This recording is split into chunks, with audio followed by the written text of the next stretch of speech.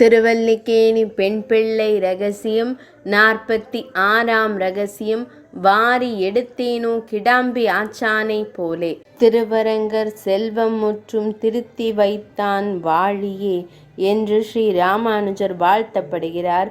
அவர் திருவரங்கன் செல்வங்களை தீயவர்களிடமிருந்து அரங்கனுக்காக்கி கைங்கரியங்கள் நல்ல முறையில் நடக்கும்படி பல சீர்திருத்தங்கள் செய்ய முற்பட்ட போது சிலர் அவரை முடித்துவிட திட்டமிட்டு அவருக்கு பிக்ஷையாகி இட்ட பிரசாதத்தில் விஷத்தை கலந்து இட்டனர். இதை குறிப்பாக உணர்ந்த உடையவர் சில நாட்கள் உணவருந்தாமலே உபவாசமாக இருந்துவிட்டார். இதை கேள்விப்பட்ட ஆச்சாரியரான திருக்கோஷ்டியூர் நம்பி அவரிடம் பரிவினால் உந்தப்பட்டு ஸ்ரீரங்கம் விரைந்தார்.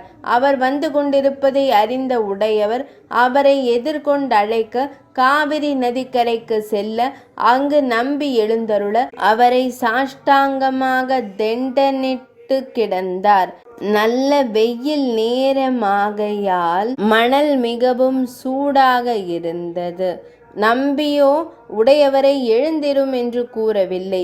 இது கண்ட கிடாம்பி ஆச்சான் எனும் ராமானுஜ அடியார் மனம் வெதும்பி, இதென்ன சிஷ்யாச்சாரிய கிரமம்? கருமுகை மாலையை வெயிலில் இட்டு வாட்டுவதோ? விஷம் வைத்தவர் செயலை விட கொடுமை உள்ளது இது என்று கூறி சுவாமியை மணலிலிருந்து வாரி எடுத்து அணைத்து கொண்டார். நம்பி இது கண்டு மிக உகந்து, ஆச்சான், உம்மை போன்ற பரிவரையே தேடினேன். இனி உடையவருக்கு தாமே மடப்பள்ளி கைங்கரியம் பண்ணி ஏகமாத்துகரமாக அவர் பிறரிடம் பிக்ஷைக்கு போக வேண்டாதபடி சமர்ப்பியும் என்று நியமித்தார்.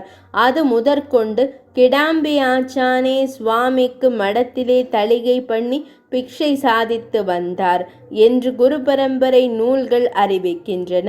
சுவாமியுடைய ஆச்சாரியரையே கடிந்து பேசும் அளவிற்கு துடுக்க பண்ணியது கிடாம்பி ஆச்சானுக்கு உடையவரிடம் இருந்த பரிவு. இப்படி வேறெவரேனும் உடையவரிடம் பரிவு காட்டினரோ என்று கேட்கிறார் அம்மையார். 46ஆம் ரகசியம் நிறைவடைந்தது.